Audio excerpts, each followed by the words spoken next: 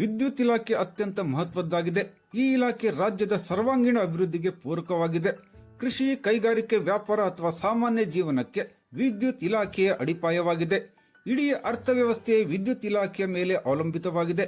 ಈ ಇಲಾಖೆಯನ್ನು ಇಂಧನ ಸಚಿವ ಕೆಜೆ ಜಾರ್ಜ್ ಮತ್ತು ಎಲ್ಲರ ಸಹಕಾರದಲ್ಲಿ ಇನ್ನಷ್ಟು ಸಶಕ್ತ ಇಲಾಖೆಯನ್ನಾಗಿ ಮಾಡಬೇಕಾಗಿದೆ ಎಂದು ರಾಜ್ಯ ಆಡಳಿತ ಸುಧಾರಣಾ ಆಯೋಗದ ಅಧ್ಯಕ್ಷರಾದ ಆರ್.ವಿ. ದೇಶಪಾಂಡೆ ಅವರು ಹೇಳಿದರು.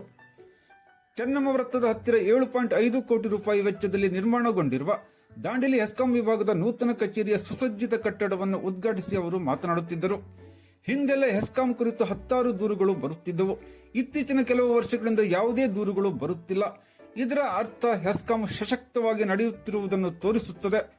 ರಾಜ್ಯ ಸರ್ಕಾರ ಮಹಿಳೆಯರನ್ನು ಗುರಿಯಾಗಿಸಿ ಅನೇಕ ಯೋಜನೆಗಳನ್ನು ಜಾರಿ ಮಾಡಿದೆ ಎಂದು ಪಂಚ ಗ್ಯಾರಂಟಿಗಳನ್ನು ಈ ವಿದ್ಯುತ್ ಶಕ್ತಿ ಇಲಾಖೆ ಬಹಳ ಮಹತ್ವದ ಇಲಾಖೆ.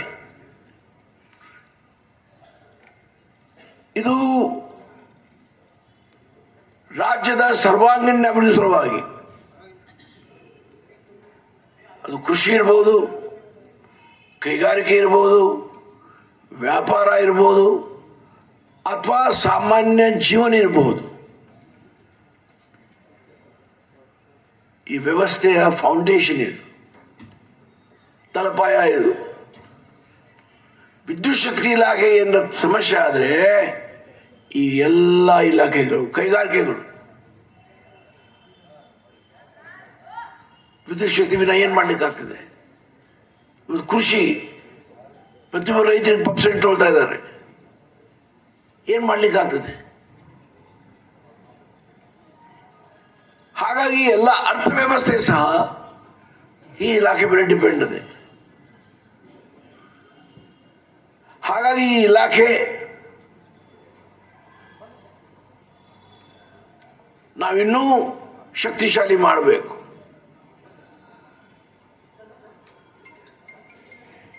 ಆ ದಿಕ್ಕಿನಲ್ಲಿ ಇವತ್ತು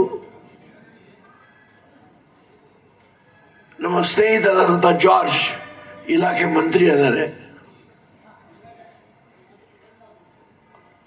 ಅವ್ರ ನಾಯಕತ್ವದಲ್ಲಿ, ಈಗ ನಮ್ಮ ಅಜಿಂಪೀರ್ ಸಾಹೇಬರು ಅಧ್ಯಕ್ಷರಾಗಿದ್ದಾರೆ, ಅವ್ರ ನಾಯಕತ್ವದಲ್ಲಿ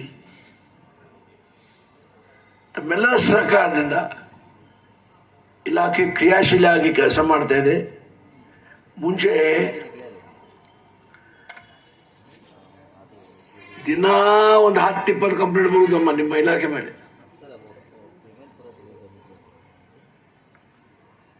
ಕರೆಂಟ್ ಹೋದು, ಕರೆಂಟ್ ಇಲ್ಲ, ನನ್ನ ಪಂಪ್ ಸೆಟ್ ಸುಟ್ಟು ಹೋಗಿದೆ.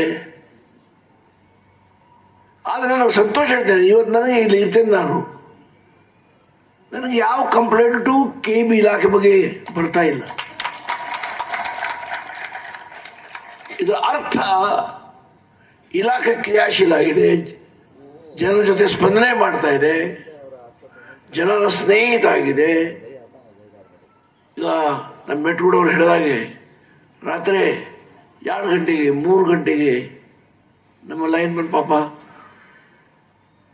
ಜೀವಕ್ಕೆ ರಿಸ್ಕ್ ತಗೊಂಡು ಕಂಬ ಹತ್ತಾರೆ, ಹುಡುಗಾಟದ ಕಂಬ ಹತ್ತುದು ರಾತ್ರಿ. ಜನ ಮೆಚ್ಚಬೇಕಿದು. ಕೇವಲ ಕಂಪ್ಲೇನಿಂಗ್ ನೇಚರ್ ಇರಬಾರ್ದು. ಜುನೇನಿದ್ರೆ ಮಾಡಬೇಕು, ಜುನೇನಿದ್ರೆ ಹೇಳಬೇಕು. ಆದರೆ ಯಾರು ಒಳ್ಳೆ ಕೆಲಸ ಮಾಡ್ತಾರೆ, ಪ್ರಶಂಸೆ ಮಾಡುವ ಮನಸ್ಸು, ವಿಚಾರಧಾರೆ ಮಾನವದಲ್ಲಿ ಇರಬೇಕು. ಹುಬ್ಬಳ್ಳಿ ವಿದ್ಯುತ್ ಸರಬರಾಜು ಕಂಪನಿಯ ಅಧ್ಯಕ್ಷರಾದ ಸೈಯದ್ ಅಜೀಂ ಪೀರ್ ಖಾದ್ರಿ ಅವರು ಮುಖ್ಯ ಅತಿಥಿಗಳಾಗಿ ಭಾಗವಹಿಸಿ ಮಾತನಾಡಿ, ಇಲಾಖೆಯ ಹೊಸ ಕಟ್ಟಡ ದೇಶಪಾಂಡೆರವರ ಅಮೃತ ಹಸ್ತದಿಂದ ಉದ್ಘಾಟನೆ ಹೇಗೆಗೊಂಡಿದೆಯೋ ಮುಂದಿನ 10 ವರ್ಷಗಳವರೆಗೆ ಇದೇ ರೀತಿಯಲ್ಲಿ ಕಟ್ಟಡವನ್ನು ನಿರ್ಮಾಣ ಮಾಡಿದರೆ ಮಾತ್ರ ದೇಶಪಾಂಡೆರವರ ಕನಸು ನನಸು ಮಾಡಿದಂತಾಗುತ್ತದೆ. ಬಹಳಷ್ಟು ಕಡೆ ನಾವು ನೋಡಿದಂತೆ ಸುಂದರ ಕಟ್ಟಡವನ್ನು ಕಟ್ಟಲಾಗುತ್ತದೆ. ಆದರೆ 4-5 ತಿಂಗಳುಗಳ ನಂತರ ಬಂದು ನೋಡಿದರೆ ಕಟ್ಟಡದ ಸುತ್ತಮುತ್ತಲು ಎಲೆ ಅಡಿಕೆ ಅಥವಾ ಗುಟುಕಾ ತಿಂದು ಉಗಿರುವುದನ್ನು ಕಂಡುಬರುತ್ತದೆ. ಇಲ್ಲವೇ ಕಸ ತುಂಬಿರುತ್ತದೆ. ಶೌಚಾಲಯಕ್ಕೆ ಹೋಗಬೇಕೆಂದ್ರೆ ಮೂಗು ಮುಚ್ಚಿಕೊಂಡು ಹೋಗಬೇಕಾದ ಪರಿಸ್ಥಿತಿ ಇರುತ್ತದೆ. ಆದ್ದರಿಂದ ಈ ರೀತಿಯ ಸಮಸ್ಯೆ ಉಂಟಾಗದಂತೆ ನೋಡಿಕೊಳ್ಳುವ ಜವಾಬ್ದಾರಿ ಇಲ್ಲಿ ಕರ್ತವ್ಯ ನಿರ್ವಹಿಸುವ ಅಧಿಕಾರಿಗಳ ಮೇಲಿದೆ ಎಂದರು. ಯಾವಾಗಲೂ ಅಧಿಕಾರಿಗಳು, ರಾಜಕಾರಣಿಗಳ ಇಬ್ರು ನಾವು ಕೈ ಜೋಡಿಸಿದ್ರೆ ಮಾತ್ರ ನಮ್ಮ ಕ್ಷೇತ್ರದ ಅಭಿವೃದ್ಧಿ ಸಾಧ್ಯ ಅನ್ನುವಂಥದ್ದು ನಿದರ್ಶನ ಇವತ್ತು ನನಗೆ ಆಗಿದೆ. ಸನ್ಮಾನ್ಯ ದೇಶಪಾಂಡೆ ಸಾಹೇಬ್ರ ಈ ಒಂದು ಕಾರ್ಯಕ್ರಮದಲ್ಲಿ ಭಾಗಿಯಾಗಿ ಹಾಗಾಗಿ ಸುಮಾರು 7.5 ಕೋಟಿ ರೂಪಾಯಿ ವೆಚ್ಚದಲ್ಲಿ ಕಟ್ಟಿರ್ತಕ್ಕಂಥ ಸುಂದರವಾದ ಈ ಒಂದು ಕಟ್ಟಡ ನಮ್ಮ ದಾಂಡೇಲಿ ಭಾಗಕ್ಕೆ ಎಸ್ಕಾಂ ವಿಭಾಗದ ಕಚೇರಿ ಏನು ಇವತ್ತು ಅತ್ಯಂತ ಸುಂದರವಾದ ಸುಸಜ್ಜಿತವಾದ ಕಟ್ಟಡ. ನಾ ಈ ಸಂದರ್ಭದಲ್ಲಿ ಈ ಆಫೀಸ್ನಲ್ಲಿ ಕೆಲಸ ಮಾಡುವ ಅಧಿಕಾರಿಗಳಲ್ಲಿ ನಾನು ಮನವಿ ಮಾಡ್ತೇನೆ, ರಿಕ್ವೆಸ್ಟ್ ಮಾಡ್ತೇನೆ, ಯಾವ ತರ ಇವತ್ತು ಹೊಸ ಕಟ್ಟಡ ದೇಶಪಾಂಡೆ ಸಾಹೇಬರ ಅಮೃತ ಹಸ್ತದಿಂದ ಉದ್ಘಾಟನೆ ಆಗಿದೆ, ಮುಂದಿನ ದಿನಗಳಲ್ಲಿ ಮುಂದಿನ 10 ವರ್ಷ ಇದೇ ತರ ತಾವು ಮೇಂಟೈನ್ ಮಾಡಿದ್ರೆ ಮಾತ್ರ ದೇಶಪಾಂಡೆ ಸಾಹೇಬರ ಕನಸು ನೆನಸಿಟ್ಟ ಮಾಡ್ದಂಗೆ ಆಗ್ತದೆ. ಯಾಕೆಂದ್ರೆ ಬಹಳ ಕಡೆ ನಾವು ನೋಡ್ತೀವಿ ಕಟ್ಟಡಗಳು ಬಹಳ ಸುಂದರವಾದ ಕಟ್ತೀವಿ, ಕಟ್ಟಿದ ನಂತರ 1 ತಿಂಗಳ 2 ತಿಂಗಳ 4 ತಿಂಗಳ ನಂತರ ಬಂದು ನೋಡಿದ್ರೆ ಎಲ್ಲಿ ಬೇಕಾದಲ್ಲಿ ಪಾನ್ ಸುಪಾರಿ ತಿಂದು ಉಳಿರ್ತಾರೆ, ಅಥವಾ ಗುಟ್ಕಾ ತಿಂದು ಉಳಿರ್ತಾರೆ, ಅಥವಾ ಕಸ ಬಿದ್ದಿರ್ತದೆ, ಬಾತ್ರೂಮ್ಗೆ ಶೌಚಾಲಯದಾಗ ಹೋಗಕ್ಕಾಗಲ್ಲ, ಮೂಗಿ ಬಟ್ಟೆ ಇಟ್ಕೊಂಡು ಹೊರಗೆ ಬರಬೇಕಾಗೈತೆ. ನನಗೆ ವಿಶ್ವಾಸ ಇದೆ, ಏನಿವತ್ತು ದೇಶಪಾಂಡೆ ಸಾಹೇಬರ ಏನು ಇವತ್ತು ನಮ್ಮ ಅಧಿಕಾರಿಗಳ ಮೇಲೆ ಇಟ್ಟಿರ್ತಕ್ಕಂಥ ಪ್ರೀತಿ ನೋಡಿದ್ರೆ ಆ ಕಟ್ಟಡ ಕೂಡ ಹಾಗೆ ತಾವು ಇಡ್ತೀರಿ ಹಾಗೆ ಅನ್ನೋಂಥದ್ದು ವಿಶ್ವಾಸ ನನಗಿದೆ. ಅಲ್ಲಿ ಕೆಲಸ ಮಾಡುವ ಪ್ರತಿಯೊಬ್ಬ ಅಧಿಕಾರಿಯ ಜವಾಬ್ದಾರಿ, ಆ ಆಸ್ತಿ ನಿಮ್ದು, ಆ ಕಟ್ಟಡ ನಿಮ್ದು. ನೀವು ಕೂತಲ್ಲಿ ಅಧಿಕಾರ ನಡೆಸೋರು, ನೀವು ಕೂತ ನಮ್ಮ ಸಾರ್ವಜನಿಕರಿಗೆ ಸೇವೆ ಮಾಡೋರು, ನೀವು ಕೂತ ನಮ್ಮ ಸಾರ್ವಜನಿಕರ ಸರ್ವಿಸ್ ಕೊಡೋರು, ಆ ಒಂದು ಉಳಿಸ್ಕೊಳ್ಳುವಂತ ಜವಾಬ್ದಾರಿ ನಿಮ್ಮ ಮೇಲೆ. ಹುಬ್ಬಳ್ಳಿ ವಿದ್ಯುತ್ ಸರಬರಾಜು ಕಂಪನಿ ನಿಯಮಿತ ಇದರ ವ್ಯವಸ್ಥಾಪಕ ನಿರ್ದೇಶಕರಾದ ವೈಶಾಲಿ ಎಂಎಲ್ ಮಾತನಾಡಿ, ಮುನ್ನಡೆಯಬೇಕಾದ ಇಂದಿನ ದಿನಮಾನಗಳಲ್ಲಿ ಸೋಲಾರ್ ಎನರ್ಜಿಯನ್ನು ಪ್ರಮೋಟ್ ಮಾಡಬೇಕಾಗಿದೆ. ಇದು ಅತ್ಯಂತ ಸುಲಭವಾಗಿ ದೊರೆಯುತ್ತದೆ. ಪ್ರತಿಯೊಂದು ಮನೆಯಲ್ಲಿನ ಎಲ್ಲ ವಿದ್ಯುತ್ ಉಪಕರಣಗಳು ಸೋಲಾರ್ ಎನರ್ಜಿಯ ಮೇಲೆ ನಡೆಯುವಂತಾದರೆ ಬೇರೆ ಮಾರ್ಗದಿಂದ ವಿದ್ಯುತ್ ಸಂಗ್ರಹಿಸುವುದು ತಪ್ಪುತ್ತದೆ. ಈ ದೃಷ್ಟಿಯಿಂದ ಕುಸುಮ ಬಿ ಮತ್ತು ಕುಸುಮ ಸಿ ಯೋಜನೆಗಳನ್ನು ಸರ್ಕಾರ ಜಾರಿ ಮಾಡಿದೆ. ಇದನ್ನು ಅಳವಡಿಸಿಕೊಂಡರೆ 70% ಸಬ್ಸಿಡಿ ಸಿಗುತ್ತದೆ ಎಂದು ಹೈಡೆಲ್ಲು ಥರ್ಮಲ್ ಜೊತೆಗೀಗ ಸೋಲಾರ್ ಎನರ್ಜಿನ ನಾವು ಪ್ರಮೋಟ್ ಮಾಡಬೇಕಾಗಿದೆ. ರಿನ್ಯೂವೇಬಲ್ ಎನರ್ಜಿ, ಅದು ಸೋಲಾರ್ ಆಗಿರ್ಬೋದು, ವಿಂಡ್ ಆಗಿರ್ಬೋದು, ಕೋಜೆನ್ ಆಗಿರ್ಬೋದು, ಎಸ್ಪೆಷಲಿ ಸೋಲಾರ್ ಎನರ್ಜಿ ನಮಗೆ ಆರಾಮಾಗಿ ಸಿಗುವಂತಹ ಎನರ್ಜಿ ಅಂದ್ರೆ ಸೋಲಾರ್ ಎನರ್ಜಿ. ಪ್ರತಿಯೊಬ್ಬ ಮನೆಯೂ ಕೂಡ ಹೇಗೆ ಹೀಟರ್ಗೆ ಬಳಸ್ತೀವಿ ಹಾಗೆ ಫುಲ್ಲು ಅದನ್ನ ಪ್ರತಿಯೊಂದು ಮನೆಯಲ್ಲಿ ಎಲ್ಲ ಎಲೆಕ್ಟ್ರಾನಿಕ್ ಎಕ್ವಿಪ್ಮೆಂಟ್ಸ್ಗಳು ಸೋಲಾರ್ ಎನರ್ಜಿ ಮೇಲೆ ನಡೆಯುವಂತೆ ಆದರೆ ಎಷ್ಟು ಬೇರೆ ಬೇರೆ ಥರ್ಮಲ್ ಎನರ್ಜಿಯಿಂದ ನಾವು ಎಲೆಕ್ಟ್ರಿಸಿಟಿ ಪ್ರೊಡ್ಯೂಸ್ ಮಾಡೋದು ಕಡಿಮೆ ಆಗ್ತಾ ಹೋಗುತ್ತೆ. ಯಾಕೆಂದ್ರೆ ಇದು ಬಿಟ್ಬಿಟ್ರೆ ವೇಸ್ಟ್ ಆಗ್ತಾ ಹೋಗುತ್ತೆ. ರಿನ್ಯೂವಬಲ್ ಎನರ್ಜಿ ಯಾವತ್ತೂ ಖಾಲಿ ಆಗೋದಿಲ್ಲ, ಅದನ್ನ ನಾವು ಬಳಸ್ಕೊಳ್ಬೇಕಾಗಿದೆ. ಆ ದೃಷ್ಟಿಯಲ್ಲಿ ಕುಸುಮ್ ಬಿ, ಕುಸುಮ್ ಸಿ ಅಂತ ಯೋಜನೆಗಳಿದೆ, ನಿಮಗೆ ಗೊತ್ತಿದೆ. ಕುಸುಮ್ ಬಿ ಅಂತ ಹೇಳಿದ್ರೆ ರೈತನಿಗೆ ಒಬ್ಬ ಪಂಪ್ ಸೆಟ್ ನ stand alone solar based pump set ನ ಹಾಕೊಂಡು ಕಂಪ್ಲೀಟ್ ಅದ್ರ ಮೇಲೆ ರನ್ ಮಾಡುವಂತದ್ದು.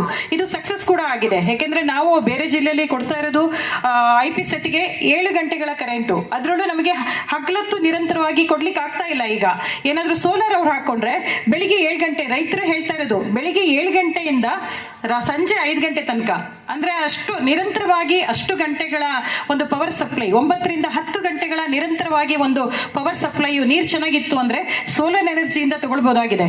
ಮತ್ತು ಸೂರ್ಯಗರ್ ಅಡಿಯಲ್ಲಿ ಅಂದ್ರೆ PM ಸೂರ್ಯಗರ್ ಅಂತ ಯೋಜನೆ ಅಡಿಯಲ್ಲಿ ಒಂದು 3 ಕಿಲೋವ್ಯಾಟ್ ಹಾಕೊಂಡ್ರೆ 78,000 ಸಬ್ಸಿಡಿ ಸಿಗುತ್ತೆ. ಅಂದ್ರೆ ಹತ್ರ 50% ಸಬ್ಸಿಡಿ ಸಿಗುತ್ತೆ. ಅದೇ ರೈತರು ಒಬ್ರು ಸೋಲಾರ್ ಬೇಸ್ಡ್ ಪಂಪ್ ಸೆಟ್ ಅನ್ನ ಹಾಕೊಂಡ್ರೆ 80% ಸಬ್ಸಿಡಿನ ಕೊಡುತ್ತೆ.